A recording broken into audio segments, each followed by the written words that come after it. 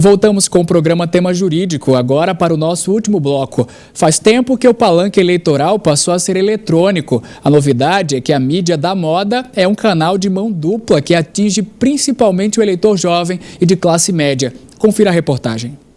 Em tempos de domínios das redes sociais, podemos afirmar que o palanque eletrônico para as campanhas eleitorais foi transferido para as novas mídias? Eu acredito que realmente vai ser uma ferramenta que eles vão utilizar bastante e que vai ter muita força, vai ter muito poder, com certeza. O maior exemplo de fenômeno político digital foi o do atual presidente dos Estados Unidos, Barack Obama, que usou com habilidade as mídias sociais durante sua campanha em 2008, aproveitando o canal direto com os cidadãos. Para o professor e especialista em marketing político da Facisa, Fábio Adriano, a chegada de Obama à presidência dos Estados Unidos impulsionou de vez o uso das mídias sociais como ferramenta de comunicação, sendo um dos diferenciais das eleições este ano em todo o país, principalmente na relação dos candidatos com os jovens e com a classe C. Nos últimos 3 anos, uma média de 45 milhões de brasileiros estão acessando a internet.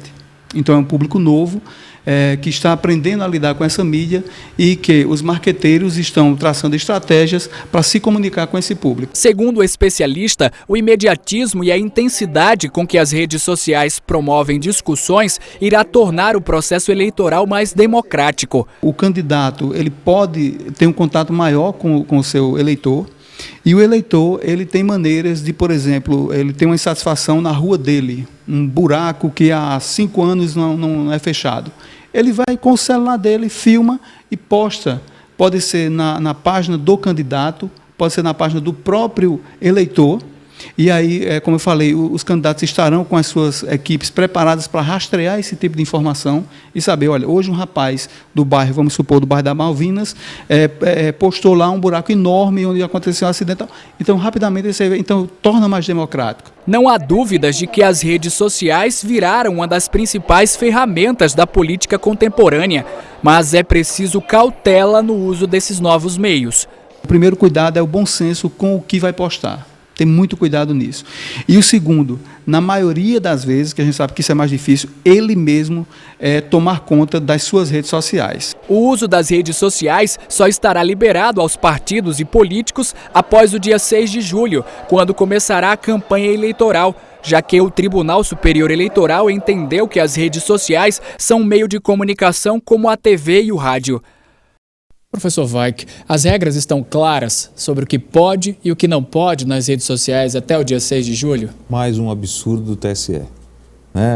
Eu acho que a reportagem aqui mostrou de maneira muito clara a experiência americana, que eu acho que tem praticamente quase 300 anos de democracia, e mostra como é importante esse trabalho da liberdade de expressão que o americano tem. Você vê, até hoje está se discutindo agora quais são os 2 candidatos, qual vai ser o escolhido pelos republicanos e qual vai ser escolhido, naturalmente o presidente da República tem a candidatura nata pelos democratas. No caso do Brasil, o que a Justiça Eleitoral quer? Esse é o entendimento da Justiça Eleitoral, restringir debate político para 3 meses. E você vai tirar aquilo que é mais importante hoje, que foi esse fenômeno das redes sociais, que eu estou estudando isso no doutorado, que é chamada democracia direta, ou seja, você permitir que milhares e milhões de pessoas, principalmente jovens, que até então têm uma aversão tremenda à política, porque não gostam da política tradicional, e estão voltando a fazer política através das redes sociais. Seja reclamando do problema da rua, seja questionando a opinião de uma determinada autoridade, de um determinado político, ou seja, está se permitindo mais uma vez que essa parcela que até então estava alijada do debate eleitoral voltasse de uma maneira pura, né? Agora, você começar a limitar a atuação das redes sociais apenas para o período eleitoral, isso é um desserviço para a democracia, porque democracia é informação, democracia é saber quem é que você está votando. E não é em 3 meses, numa coisa fechada, vamos dizer assim, hermeticamente controlada, que você vai fazer uma pura democracia correta para você escolher bem. Então eu acho que o TSE, mais uma vez, está criando uma série de situações, ele não tem estrutura para fiscalizar, ele não conhece sequer rede social, né? Porque, por exemplo, você pode criar Twitter fake, falso, e aí, quem vai dizer que esse Twitter é seu ou não é seu? Né? Quem vai dizer que eu estou postando uma mensagem, essa mensagem é do candidato? Outra coisa, também às vezes quer se punir o candidato e o correligionário, que está mandando informação, por exemplo, negativa. Então, isso é uma coisa completamente absurda, né? Um tipo de policiamento das eleições que em nada ajuda. O que o TSE, que a Justiça Eleitoral, tem que se preocupar é com o abuso de poder econômico, é com a compra de voto, tá certo? É com o abuso de poder de mídia. Isso sim. Agora não é ficar cerceando liberdade da juventude e da população em utilizar os meios sociais. Realmente o tema é quente. Perguntando agora para o professor Breno.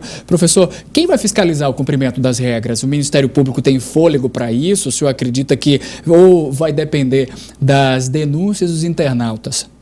A fiscalização é muito ampla. É exercida não só pelo Ministério Público, mas a legislação prevê que todo cidadão tem o direito de fiscalizar as eleições. Todos os cidadãos são fiscais, né? Todos podem encaminhar para os tribunais regionais eleitorais, para as zonas dos lugares de votação, as suas denúncias a respeito de qualquer eventualidade de exacerbação, digamos assim, do direito do voto, do direito do exercício das campanhas eleitorais. Então, quem fiscaliza as eleições? O povo tem o direito de fiscalizar. O Ministério Público, os partidos políticos, os representantes das coligações também, e os próprios candidatos. Agora vamos entrar em outro ponto dentro, obviamente, da discussão sobre as redes sociais. Professor Vai, o senhor não acredita que as redes sociais vão beneficiar os partidos pequenos, aqueles que não têm patrocinadores, não têm condições de grandes alianças, grandes espaços no horário político eleitoral gratuito? Vai beneficiar? É por isso que eu defendo a liberdade das redes sociais. Eu acho que no instante que você tem como parâmetro a liberdade das redes sociais, você favorece uma igualdade de condições. Você permite, por exemplo, que uma pessoa que não tenha condições de ter carros de som, que não tenha condição de gastar com grandes mídias, propaganda de rua, de um bom programa de rádio e TV, ele possa utilizar desses meios sociais para defender suas ideias, para defender seus pontos de vista. Ou seja, eu acho que é talvez uma grande revolução na democracia e que nós tínhamos que ter uma preocupação de garantir essa liberdade de expressão. Sem dúvida alguma, a tua pergunta, Rodrigo, é corretíssima. Você garantir essa liberdade dos meios das mídias sociais é você permitir uma tentativa de uma igualdade de tratamento entre o pequeno partido político e o grande partido político. Agora temos a pergunta de uma aluna. Como vai funcionar o direito de resposta nas redes sociais? Professor Breno. Bom, com relação ao direito de resposta, aquele que, de alguma forma, injuriar, caluniar ou difamar o outro candidato, esse que tiver sido vítima, terá o prazo de 48 horas para fazer o seu requerimento de resposta. Se ele deixar ultrapassar esse prazo de 48 horas, o seu direito estará precluso, ele não poderá mais responder à acusação que foi feita. Que o professor vai, que agora a gente percebe nessa estrutura toda, nesse nosso debate, que a gente vai ter a campanha das redes, não é isso? As campanhas das redes sociais, inclusive no que se refere às denúncias no judiciário. O senhor concorda? Eu concordo. Eu acho que esse ano, talvez, o grande momento que a Justiça Eleitoral vai vivenciar é essa questão das mídias sociais. Eu colocaria dois temas que seriam o tema da moda desse ano. Vai ser a questão ainda dos gastos e receitas de campanha e a questão das mídias sociais. São dois temas que levarão grandes discussões na Justiça Eleitoral esse ano. Agora, professor Breno, a lei esclarece sobre a criação de páginas por parte dos cabos eleitorais? O regimento do TSE estabelece o seguinte: quem poderá ter página na internet? O candidato e o partido político. Agora, cidadãos também poderão, blogs poderão existir. Por exemplo, um eleitor poderá fazer o seu blog e nesse seu blog fazer menção ao seu candidato, né, e pedir voto ao seu candidato. A legislação, a resolução do TSE permite isso. Agora, o grande cuidado que se deve ter, e acho que isso é um aspecto falho da resolução, e eu vou concordar nesse aspecto com o professor Vai, é que, por exemplo, se alguém se utiliza desse mecanismo, né, cria um fake, né, e para prejudicar um outro candidato, há aí uma dificuldade muito grande na investigação e na punição. E aí um candidato poderá ser prejudicado em virtude disso. Acho que deve haver um grande cuidado da Justiça Eleitoral, principalmente na apuração de casos como esse, para que nenhum candidato seja prejudicado em virtude da malícia de um outro. Estamos chegando ao final do nosso debate. Gostaríamos de agradecer ao professor Marcelo Weick, ao professor Breno Vanderlei pela participação dos senhores aqui no nosso tema jurídico, Facisa.